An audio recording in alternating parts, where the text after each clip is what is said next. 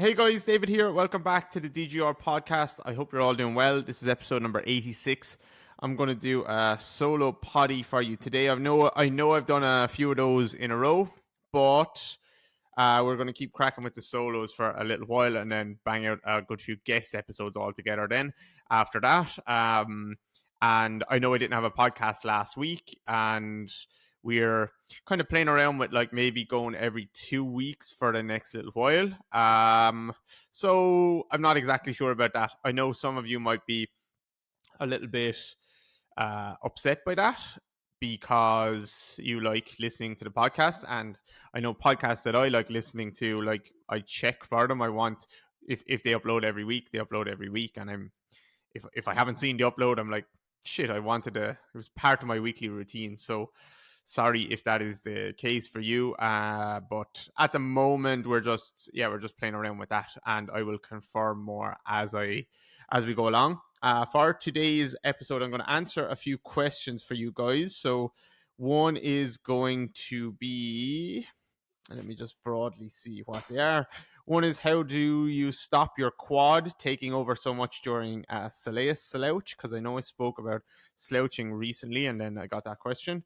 Um, One comes with, can you describe biomechanically what makes a good clean hip hinge? And I'll read that question in a bit more detail when it comes to it. And then one is basically around, why is it so hard to get clients or people in this industry to change their mind and maybe see a new perspective. So we will chat about those three things, and hopefully it will be a nice valuable episode for everyone. Any updates in terms of the DGR world for you guys? Yeah, we released a DGR Espanol Instagram page. So if you are a Spanish speaker, obviously, maybe it's not even worthwhile mentioning it on the podcast, because if you're listening to the podcast, then your English is good enough to obviously consume Instagram posts as well, I presume. But if you are a Spanish speaker, check out that page. I think it is literally just DGR Espanol. And we've gotten lower body basics translated also into Spanish. So don't quote me on this, but I think I Googled a while back that there's more Spanish speakers in the world than English speakers, which I did not know. And I have seen, obviously, Mr. Beast, let's say, he has started to get all his YouTube videos translated into several different languages, and he was like, he's getting millions of views just on his English channel. So like, does the answer become, do I make more content from my English channel, or do I, which means like maybe I'm just targeting the people that already watch our content and maybe a few more, or do I open up this whole world where I get it translated? Now, obviously, our industry is a lot smaller, and also, yeah, yeah, I also, I'm not Mr. Beast, although I do look like him quite a bit. I've been told several times, and I also agree with that I do. I think I'm a slightly more handsome version, and he might be a slightly more rich version, and charismatic version, and creative version, and lots of other versions. But I think I get him on the handsome side, handsomidity side.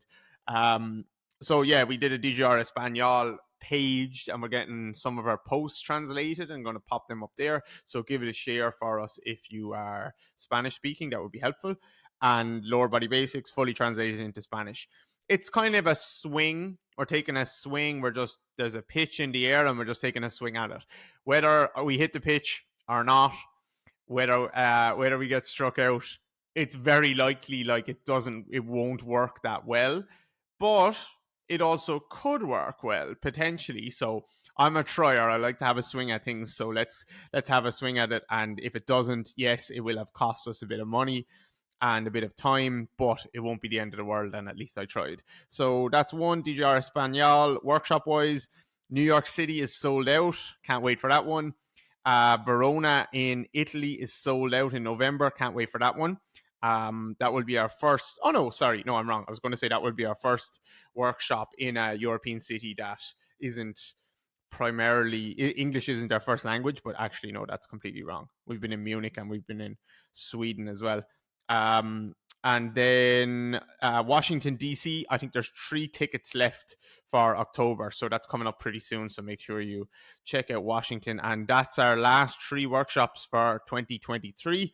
And when DC sells out, which it will very soon, that will be every single workshop in 2023 has sold out. Actually, every single workshop ever has sold out, which will be pretty cool. Okay, let's get to some of the questions. Easy one to begin with. Super easy, I think. How do you stop your quad taking over so much during the Soleus slouch? So you'll see in the name the Soleus slouch. And actually, this happens in a kickstand hinge, can happen in kickstand hinge a lot, relatively a lot as well, where people just, their quads are going to blow up. And there's a few things that you can say. The lazy answer is you just have weak quads. And actually, that might be a correct answer because for both of these exercises, you're getting into a positive shin angle. So your knee is kind of forward over your toes a little bit, and there is definitely going to be load on the anterior knee and distal quadriceps in particular. And people that don't get into that position all that much will feel their quads loading. But if you take a kickstand hinge, you should start to feel as you hinge that a lot of the load is transferred, even though the knee doesn't straighten back. A lot of the load is transferred into the hip muscles and the posterior chain. Some people don't feel that. They feel more and more quad as the exercise goes on. And in the Soleus slouch, even though you're forward and if you just stayed upright, if you just got into the position where, like in these 2 exercises, where you're just bending your knee and on top of your foot, you probably wouldn't feel your glute working much or your hamstring working much if you just stayed there and didn't actually go down towards the floor. You would feel probably your quad. But as you do your hinge movement, you should be picking up tension in your glute and your hamstrings, maybe your calf. And as you do your Soleus slouch exercise, you should be picking up more tension, maybe in those muscles as well, just much less in the glute and probably much less in the hamstring and much more in the Soleus. So why do people not only feel their quads when they get into the position, which is completely normal, but also feel more and more and more quad as they go through the exercise? There's 2 answers. One is they're just in that position for longer, so they feel it more. But that's not really the crux of the issue. It's not an issue. It might be favorable, but that's not really why they're feeling it. They're feeling it, and it's a very simple answer, because they're squatting more and more through the exercise. So now, bear in mind that Soleus slouch is not the same exercise as the slouching split squat. They're 2 exercises, 2 different exercises with very different intentions. Although they might look similar if you don't know that they're 2 different exercises, okay? Or you do the one kind of like the other one. So the Soleus slouch, that's actually one from Dave O'Sullivan. And in that exercise, I'll just speak about the way I like to do it at least, but I like to get people on top of their foot, and you kind of squat down a little bit into it. So you bend your knee a bit, you sit into it just a small bit.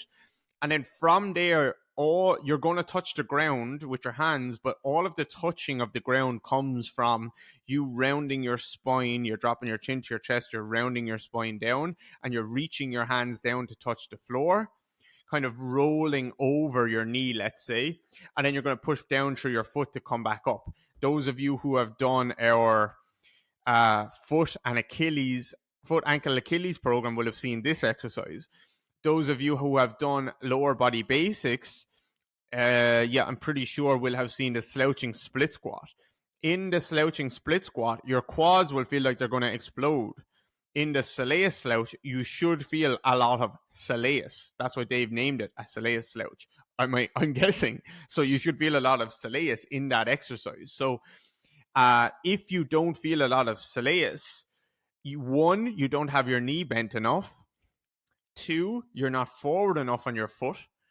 And 3, you're feeling a lot more quad because you're squatting through the motion. So once you pick the amount of knee flexion that you want to be in and the amount of hip flexion that you want to be in to begin the exercise, then you don't flex your knee more or less through the exercise.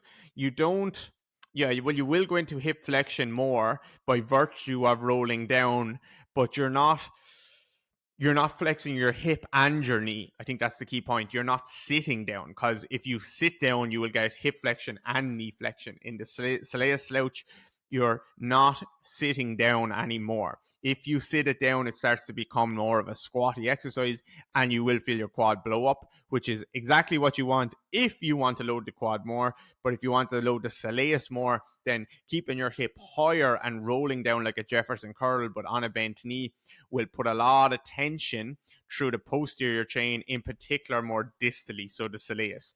It's going to be in a lengthened position. And if you take away the glute, you take away the spine, you take away a good bit of hamstring length, let's say, you're really only left with like your foot and your soleus to really drive through the floor to push you back up again. So if you're feeling your quad, the answer is most likely that you are squatting the exercise.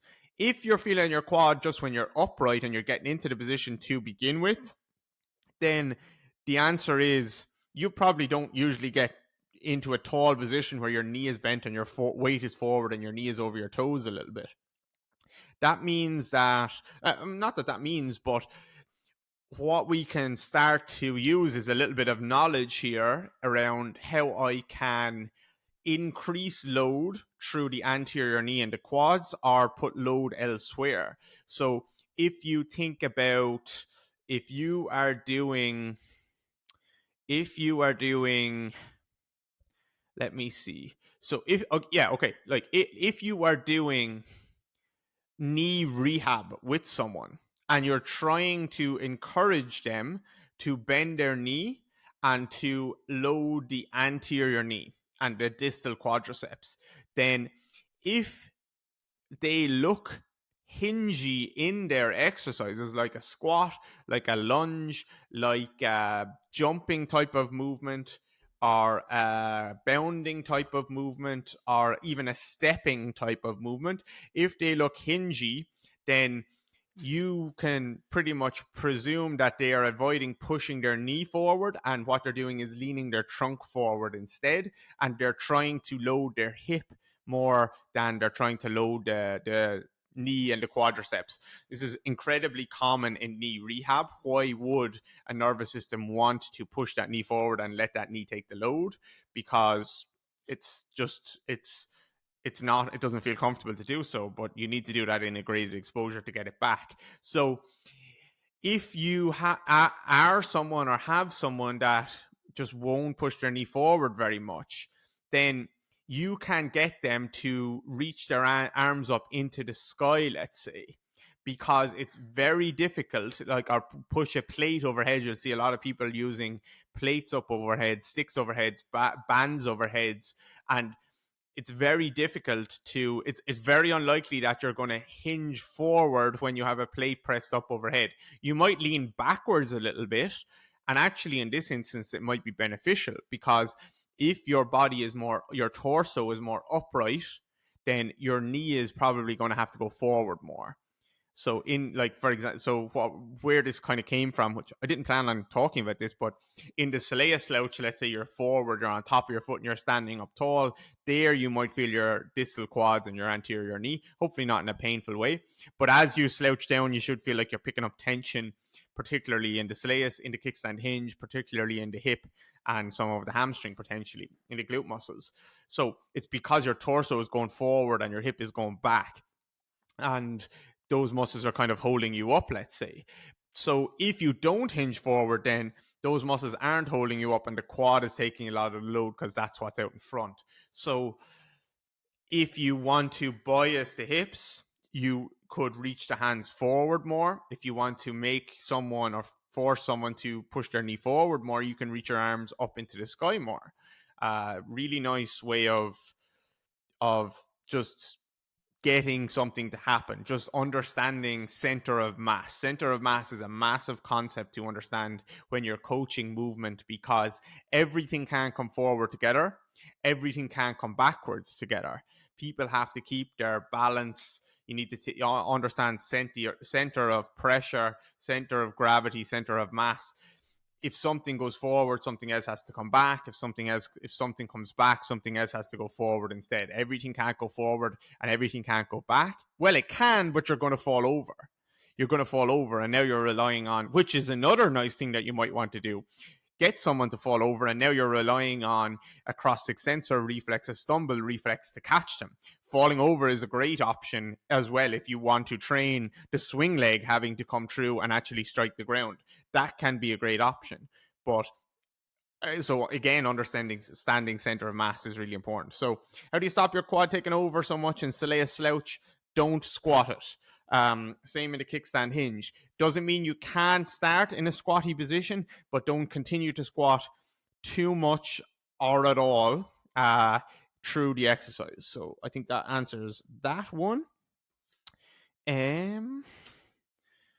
Okay, may as well stick with this then, because we're kind of talking about that. So can you describe biomechanically what makes a good clean hip hinge? I can see it. I can do it now after using DGR Interactive, the world's best biomechanics education platform. They didn't say that as part of the question, but they inferred that it was / is the world's best biomechanics education platform. So the question continues. I'll start again. Can you describe biomechanically what makes a good clean hip hinge? I can see it. I can do it now after using DGRI, and I can coach it, but I was asked to describe what is happening at the hip and spine as the pelvis anterior tilts throughout the hinge. Okay, this is actually surprisingly a really tricky answer. And we're just going to presume that, like, because there's all kinds of hip hinges, but we're going to presume, obviously, they're talking about like a kickstand hinge or the double leg hinges that we like to coach in DGR Interactive, or the various types of hinges that we like to coach. But we're talking about a pure hip hinge, not like a deadlift, not like an RDL, a pure hip hinge that we like to discuss. So biomechanically, what is happening? Very tricky one to answer, because you can get wrapped up in a little muddle, a little bit of a, you can wrap yourself up. And I could, if I asked you listening or someone else listening, like, what's happening at the hip and the pelvis here, you could say a lot of words and I would say, is it this or is it that? And you could end up quite confused and scratching your head a little bit. So it is a tricky one. And the key point here, the person is saying, I was asked to describe what is happening at the hip and spine as the pelvis anterior tilts. And I think that's where we're going wrong to begin with, as the pelvis anterior tilts. So is the pelvis anterior tilting in the hinge that we want? Let's see. So if you're all sitting down, can you all join me? I never know if this works when I say, can you do this as I do it? But I think it will do it. Even if you're driving or whatever, I think you can go to your pelvis and posterior tilt it and anterior tilt it. And what I want you to feel is, as you anterior tilt, can you feel how your spine moves as well? So as you anterior tilt, you extend your lumbar spine and probably your thoracic spine if you know how to anterior tilt, and your ribs come up at the front. And as you posterior tilt, you flex your lumbar spine and flex your thoracic spine as your ribs come down at the front. So what you'll see in the hip hinges that we teach is that there is zero movement at the spine. Whatever position the spine starts in terms of the curvature of the spine will move in space, but not relative to other parts of the spine. The spine moves as a chunk in a good hip hinge. It doesn't mean we cue chest up, chest down. It doesn't mean we cue any of that stuff. We're just saying stand up tall and now hinge your hip. And the only reason your spine is moving in space is because your hip is moving in space. If you anterior tilt, can you feel when you're sitting down and you anterior tilt, your spine is moving and your ribs are moving. So your anterior tilt, you do a big anterior tilt, and your ribs come up in space. So your ribs are lifting at the front as your pelvis moves forward at the front. So let's say if we take a muscle there, your rectus abdominis is actually lengthening as you do that. I would say that that's a great option to anterior tilt in a hinge type of movement if you want that to happen, if you're trying to load certain muscles. But in the one that we're discussing, and this person is 100% discussing, that doesn't happen. We don't move the spine throughout. We just move the hip. So we can disqualify describing it as an anterior tilt because an anterior tilt moves the spine. We can also disqualify a posterior tilt now as well because the posterior tilt also moves the spine. So what is happening? If you the answer leaves you with only the question, I think, leaves you, and I actually haven't answered this anywhere before, I don't think, but I think the question leaves you with only one answer, which is what is happening is hip flexion in the closed chain. So if you flex your hip in the open chain, let's say you lie on a physio table, someone lies you down on a physio table and they start to bring your knee up towards your chest. You're going into hip flexion, but they're a good coach or practitioner and they understand relative motion and they understand that as I bring your knee up to your chest, I'm going to stop before you start to tuck your pelvis. I'm going to stop before you start to flex your lumbar spine. I'm going to stop before your other knee starts to come along from the right. I really only want to be strict and check pure hip flexion of that side that I'm obviously checking hip flexion on. So in this instance, if the pelvis doesn't move and I'm purely moving the femur on the acetabulum, then that is pure hip flexion. Zero other things in your whole body have moved. Yes, your tibia is moving in space. Yes, your foot is moving in space, but really we're moving your femur, the head of the femur on the acetabulum, and we stop before the acetabulum starts to move with the femur, where they both move together. So that would be open chain hip flexion, where I have moved your femur into and moved your hip into flexion without moving the spine. So this is what is happening in a hip hinge, except it is in the closed chain. So in the closed chain, instead of moving the femur up, because now I've taken if you stand up, you can go into open chain hip flexion standing up as well, where you start to bring your knee up towards your chest, but you obviously stop before you move your lumbar spine or pelvis at all. Because if you move your pelvis, you've moved your spine, and we're not doing the clean hip hinge. And don't come at me with this like, oh, it's impossible to not move your spine a millimeter in a hinge. I'm not talking about being pedantic here. I'm talking about trying to be biomechanically as accurate as we can in terms of what we're looking for in a good hip hinge that we're discussing. I'm not talking about like, oh, pain science or research says it's impossible not to go into some flexion or extension at your spine. I'm not saying we're doing it in a perfect way. I'm saying what we're looking for potentially here is to just move from your hip. Okay, so open chain hip flexion, you can bring the knee up towards your chest, standing upright. And that is, again, the femur moving on the acetabulum. The pelvis is fixed. But now if we go into closed chain where the foot has to be on the floor, then the only way to move into hip flexion is to move the acetabulum over the femur. But if you do an anterior tilt, remember I said you've moved your spine. So if you do a posterior tilt, remember you've moved your spine as well. So the only way to do it is just to go into pure hip flexion without the pelvis anterior or posterior tilting. So to me, the biomechanically correct description for what's happening at the hip, because that was saying, this person was asking, can you explain, can you describe what is happening at the hip and spine as the pelvis anterior tilts?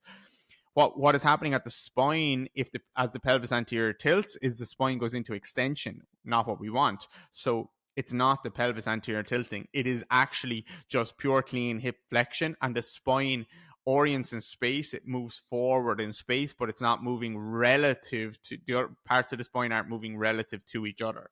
So I would say the only way to describe it is closed chain hip flexion in that regard. What's happening at the hip? Um, in the sagittal plane, of course, there might be some IR, ER, or adduction or abduction, but it's closed chain hip flexion. That's what we're looking for. Whether that's achievable, like in terms of not moving your spine at all, relative motion at the spine, who knows? Research suggests that it's not achievable, but like, hey guys, just a super quick break from the show. I just wanted to tell you that for our foot, ankle, and Achilles program, we actually just added a bonus section to it. So there's already 4 phases worth of foot and lower leg training. It shows you the exact step-by-step system that I use with all my lower leg and foot clients. And then we had a couple of people asking a little bit around big toe stuff, about improving flexion, extension, and strength around the big toe and the forefoot in general. So I added in a bonus big toe awakening sequence there as well. So for those of you who've already bought it, the 3,000 almost now, you'll see that bonus at the at the end of the whole program. So there's the education, the 4 phases, the plyometric work, and then you'll see the bonus at the bottom. For those of you who haven't got it yet, same for you. So make sure you jump on it. We'll put the link in the show notes, and you won't regret it. It's been our most popular by a mile program so far, and I absolutely am very proud of it. So check out the foot, ankle, and Achilles program in the show notes. That's not what I'm trying to say. Is it achievable for everyone to get way better at not moving their spine? Yes. And it's not because I don't want people to move their spine. We do loads of exercises where they load their spine, they move their spine under load, flexion, extension, lateral flexion, rotation. You move all the stuff under load. But in this exercise, what I'm saying is if you want to get better at moving your hip, then try not to move your spine. The intention is to not move your spine, and do every single one of my clients and every single person that does this work from DJR Interactive, 800 coaches and therapists, and then go on with their clients. Do they all get better at not moving their spine while they hip hinge? Yes, they do. Does it mean that they don't move their spine at all? No, but they get much better at not moving their spine, which means they move their hip more, which means that they load their glutes more, which means that their glutes get massive, which also means that they map out this area of their body much more in terms of like when they're teaching their body what their hip really is, and which means they open up so much mobility and so much strength and really nice movement patterns as well, because we're teaching hip flexion and extension when we do that in the closed chain. So hopefully that's helpful. Again, as I always say, a podcast is, I know I'm on YouTube as well here talking, but like this is what DGR Interactive is for. So you can see these concepts taking place, and feel them and do them and understand them, and look at me coaching different people and Chris coaching himself and different people. That's what it's for. The podcast isn't the perfect medium for that, but hopefully it's good enough. I really hope it's good enough. And I think that segment, even though it's a little bit, can be a bit difficult and a little bit finicky and confusing, it is important to understand, I think.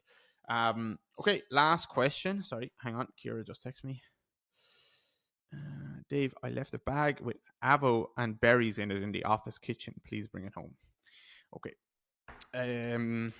Okay, so last one. Why is it so hard to get people to see a new perspective in this industry? For clients, they might think I need manual therapy. For coaches and therapists, this system is the best. My system is the best. Your system is the best. This system that I learned is the best. So why is it hard to get people to see a new perspective or change their mind in this industry? I'm not a behavioral psychologist, so I'm not a lot of things, but I'm definitely not that. I do really like thinking about human behavior, because like everything we do comes back to that. It comes back to just trying to understand why we make decisions the way we do, why we think the way we think. So you can get deep enough with this question, I guess, but I think I think it's not this industry. I just think it's people, it's human beings. If you've ever heard of something called like a first mover advantage, in a town, uh you might be a physio clinic on a main street, and sorry, there might be no physio clinic on a main street, and you set up a physio clinic on a main street, and you might get something called a first mover advantage, which was like, I'm first here, I get a lot of clients, there's a lot of loyalty to me, I do a good job, and people feel like he was here first, or he or she were here first, and I'm with them, and I'm not going to go to this new clinic that just opened down the street. I'm going to stick with them. So like that's an example maybe of a first mover advantage. You could think about first mover advantages in social media. Actually, there's probably a lot, which is um like Instagram was potentially one of the first. I don't know the history of social media. Just an example, like Instagram could be have a first mover advantage in terms of like everyone could set up an app that is like Instagram, but it's there's struggles involved because they were the first. Actually, maybe they weren't the first, but they were the first to nail it, and they now there's network effects that have taken place, which is, yeah, I might love to move to another social media, but the problem is none of my friends are on there. So network effects might be part of their first mover advantage, or them doing a good job in the first place. So how does it relate to like getting clients to see a new perspective? I think with thoughts and ideas also have a first mover advantage. And I've never really heard anyone speak about this. So I am sure that some behavioral psychologists who are much smarter than me would be able to describe this much better, or actually say, no, what you're saying is wrong. So definitely take this with a pinch of salt. But I think thoughts, like ideas, have a first mover advantage. So I think about religion, think about politics, where you grew up, what religion you grew up in, what political party you grew up in, you're very likely to stay with that for life. I would say you're not very likely to be a Christian and then to decide one day, actually, I'm going to be a Muslim now. Not that it doesn't happen, but or vice versa. I'm a Muslim and now I'm just going to be a Christian. No. But if you were neither of those things and you decided, okay, maybe religion is for me, maybe you could take the merits of both religions and put them against each other, lay out the pros and cons, and say, actually, I think I'm going to be a Muslim, or I think I'm going to be a Christian. But if you're already a Christian because that's the idea that you were kind of handed, then you're much less likely to look at the pros and cons, but even especially the pros of something else. The same with politics. You feel so strongly, and I don't give a shit about politics, to be honest, and I know very little about it, but like you feel very strongly about X, Y, and Z in a certain way because maybe it was the first idea that you actually heard. Maybe it was because you grew up in a household that was very strongly associated or affiliated with this political party, and you were kind of indoctrinated in that way. Network effects took place. So like this idea had a first mover advantage for you, whether you were aware of that or not. And maybe if it didn't and you weren't exposed to anything, maybe you would see more of the pros of something else. So in this industry, like clients, I need manual therapy. Like that idea has a first mover advantage, which is they grew up with that idea that manual therapy was going to be the thing that they need. And I'm not saying they don't need that. Maybe they do need it. Maybe they feel like they need it. Maybe it is beneficial for them. But regardless, that idea has a first mover advantage in this industry. People have been doing that for thousands of years. And in some way or another, doing some kind of massage or whatever, like they have been doing something like that. So one, maybe there's a reason why, because maybe it makes people feel good, and two, it it has been spoken about for a long time as this is the thing. And this manual therapy is just an example of this, by the way. You could choose a million things, but this is what this person said. So first mover advantages in ideas are there. And that is why you want to be careful with your words, because if you ever get someone that comes in and has let's say quote unquote bad back, they can come into you for an assessment, and you can look at them moving and blah blah blah blah blah, and you can say, I think your back is looking pretty good. But they will often say, well, actually the physio or the doctor that I went to said my back is fucked, or the chiropractor said your back is fucked. So they won't take your word for it, or not that they should take your word for it, but your words are being filtered through a system where actually I've already heard something else. So now I'm putting two opposing ideas against each other, what you're saying versus what this previous person had said. But when they went to the previous person, if that person was the first person to assess them, they don't have that issue, because this person goes in and says, my back is really sore, blah, blah, blah. And that first person has a chance to use the first mover advantage, the first mover idea that I'm trying to discuss or get across probably pretty poorly here. They have that chance to use that to their advantage, which could be like, actually, I think your back looks really good here, and there might be a few things that we can do, and maybe it's sore for these few reasons, but I wouldn't worry about it too much. I don't think it's gonna explode. I don't think you're going to be injured for a long time, or I don't think you have bulging discs or all this stuff. I think you look pretty good to me, and we just need to tweak a few things and change a few little things and maybe make it a bit stronger.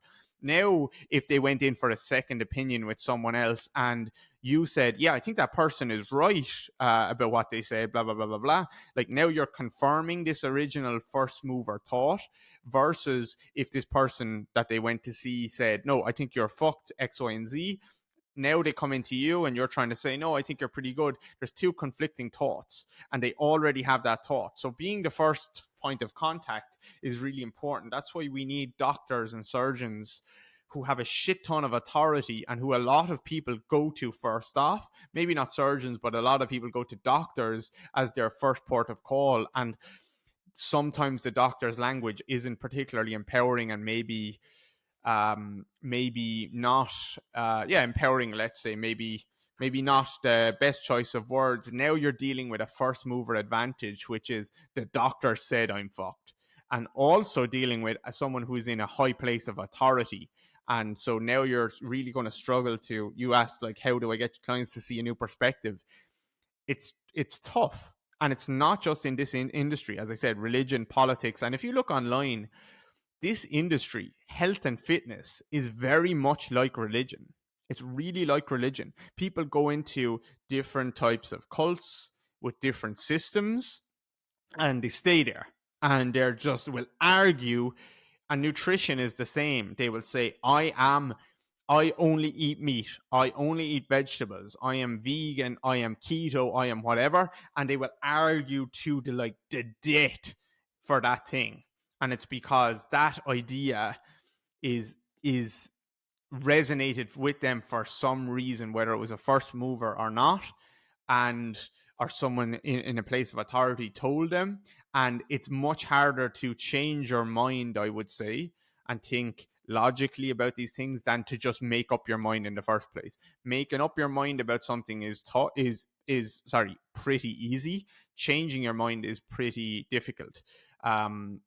So yeah, and that goes for all of us. We all have our biases, and we all have our things that we think, and changing our mind can be very difficult. So I would say it's not just in this industry. How do you get them to change? How do you get clients to see a new perspective? Actually, maybe I didn't answer your question at all. Why is it so hard to get? Oh no, you didn't ask how do you get them to. Really, did you?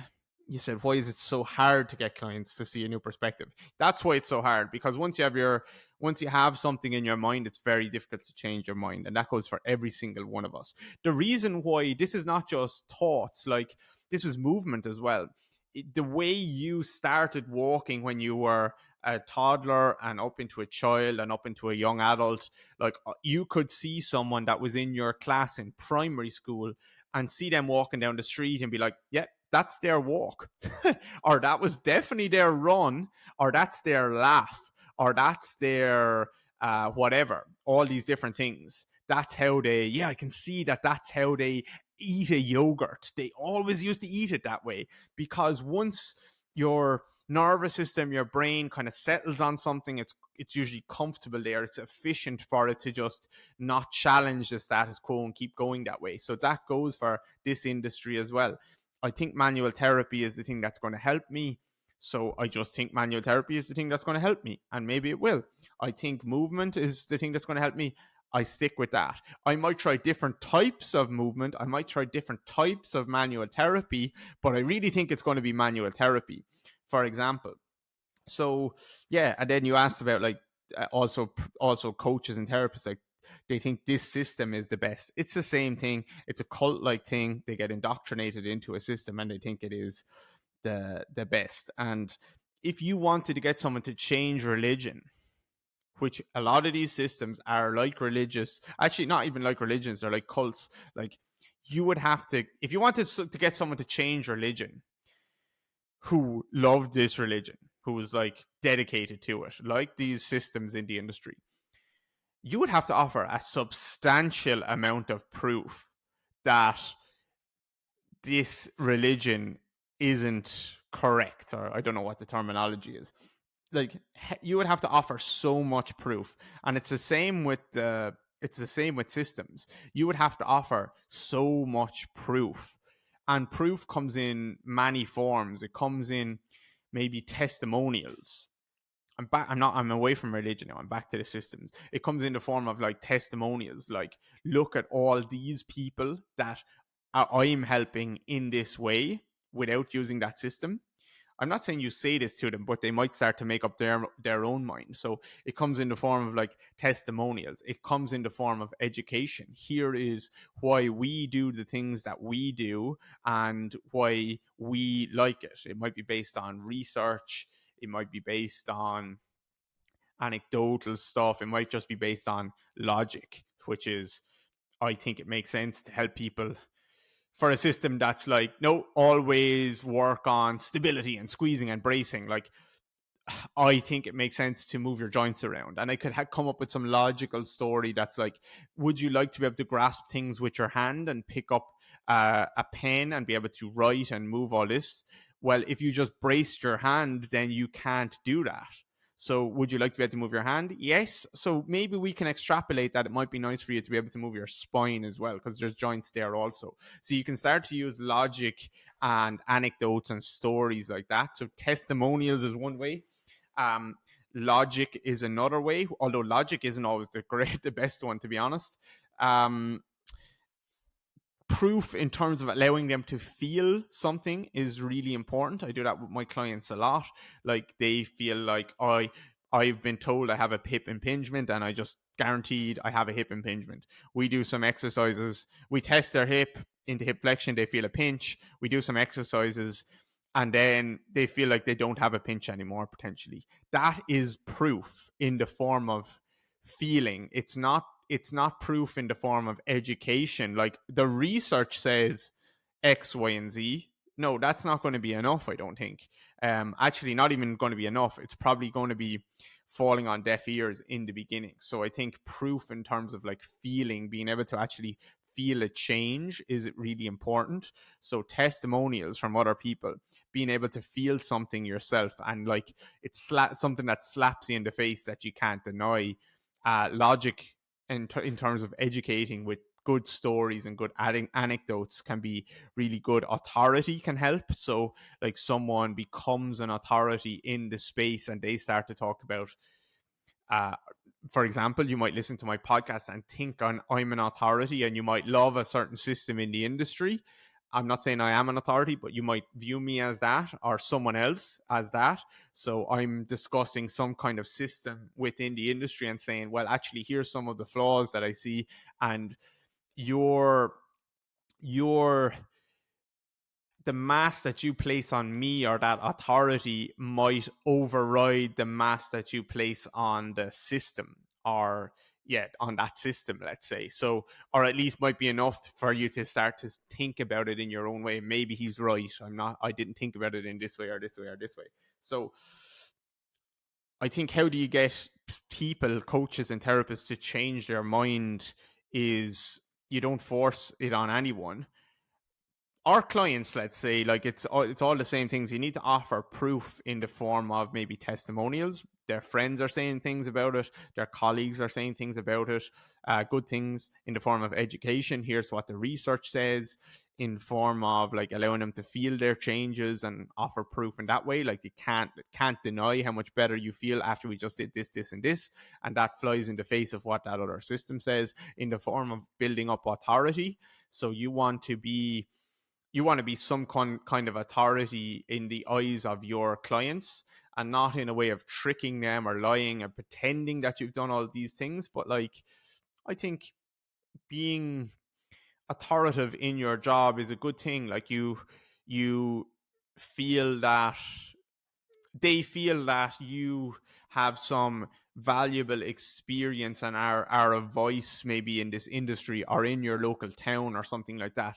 A little bit of authority can be very, very valuable. Obviously, it can go astray and you can use that to in a bad way, but we will obviously use it in a good way. And emotion is another one, like using emotion to change their mind about things, which is like some people will will be so convinced that like they can never get out of pain, or they're always hurt, or this is guaranteed, this is the right system, or all these things. And like you can use emotion to tackle that a little bit, and help them. Emotion. Logic might always not be the right one, but emotion can be. So I think clients can change their mind. So let me give you one concrete example before I leave. So let's say like a client feels like their back is fucked. They have bulging discs. They can't round their back. I'm never going to be out of pain, and I can't round my back. I'm sure of that. And you're saying like to me, okay, they won't change their mind. I can't get them to appreciate this new perspective that maybe rounding my back is okay.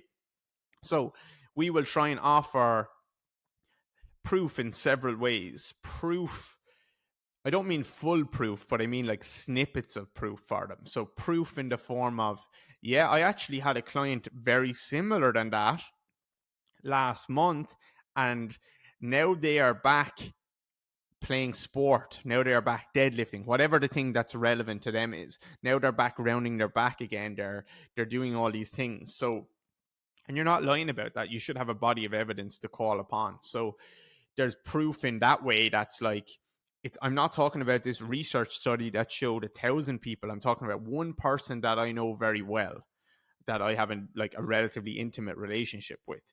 And that can be really beneficial. If you're going to go on holidays with someone, to a place, you care less about all the reviews on TripAdvisor, and you care more about what your friend says about that place. Even if 1,000 people on TripAdvisor said it was amazing, and your friend said, I went there and I had the shittest holiday of my life, I bet you're not going there. So you will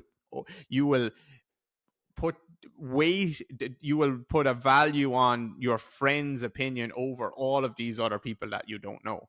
So I do that in clinic, where I tell people about someone that I know very, very well, that and they will value that much more than just like what a research paper says about 100 people or 20 people. So that's one. We will use proof in the form of someone else in a situation similar to you. We will also use a little bit of education. So also the research says X, Y, and Z, but I'll use that in very simple, clear language. So the research says X, Y, and Z.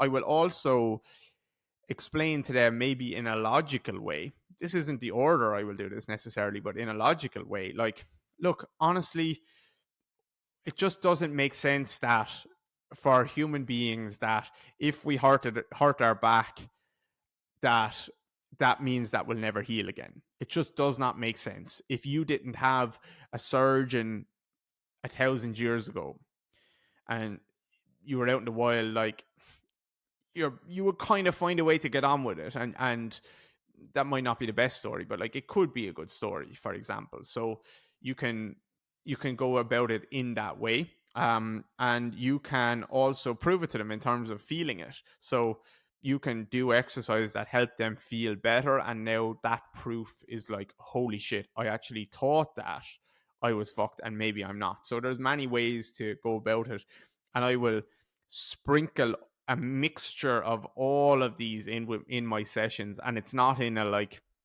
it is deliberate how I do it, but it's in a very natural way. It's in the conversation throughout the session, and they might not remember all of those little things, but it's just this constant positive reassuring that I'm going to be okay. And like they have several little bits of proof to pick from, which is David knew a client. David talked about a research study. I actually felt it a little bit myself, that I felt a bit better when I had to pick up that pen after doing these couple of exercises. And also like, yeah, I think he's right. Like it doesn't make sense that it wouldn't heal. Why wouldn't it heal? I've had other injuries over my life and they've healed. So why wouldn't this one heal? So yeah, I think that was all over the shop. So apologies, but yeah, it's a very interesting topic. So I'm sure other people will be able to answer it much better than me, and including probably every single one of you listening. So apologies. Okay, I think that is the end of the episode. I hope it was worthwhile. Anything left to say? Yeah, check out DJR Interactive. Actually, we've had like a host of people saying how much they have loved it over the last month or so, especially. And it is, we've really upped our game. I think we've started to get some top class video. Sorry, there's hundreds of hours of top class videos up there, but we just had a lot of messages for some reason over the last couple of weeks or last month. So here's the last 5 videos that are all in our recent uploads. So I have coaching pronation and opening the chest with someone who is quote unquote sway back posture. I wouldn't use those words to them in person. Coaching wall acceleration drills, how not to do it. A guest presentation for Craig Mallet, it's a floor-based relaxation sequence, so just completely obliterate all this tension in your body. A guest presentation from Brandon Accardi, pairing plyometrics with weightlifting. So not just for a weightlifter, but if someone likes lifting weights, or an athlete that you're working with likes lifting weights, how do you pick the right plyos and coach them and program them? And then I just put up a video yesterday, lower back pain client consultation. Here's what Kira wrote. Follow along as David assesses a client presenting with lower back pain coupled with neural tension traveling down the leg. He will show you the key assessments and exercises they worked on together. And also I'll show you the exact plan that I wrote for that person. So yeah, every exercise set and rep. So you can follow on all those videos like that. Lower back pain client consultation, that's just 25 minutes long. They're all about 10, 15, 20 minutes long. We have 800 coaches and therapists on DJR Interactive at the moment. So it is truly the world's best, not just biomechanics education, but like coaches education platform, rehab people, therapists, movement education. I also, just last thing on DJR Interactive, I also made a section which has Biomechanics 101. So that has 13, because some people were coming onto the platform and kind of were unsure where to start because there's so much amazing content. And so I actually put together like a Biomechanics 101 course, which has 13 key videos that you should watch. And it has a couple of videos from each section. So a couple on breathing, couple on foot and ankle stuff, couple on knee stuff, couple on gait, couple on plyometrics, all these different ones, couple of practical classes on hip hinging and stuff. So 13 key lessons that will help you understand movement. And then you go into like the world of DJR Interactive from there with your eyes wide open and a path kind of laid out. So yeah, I think that's the pod. I'll chat to you guys next week.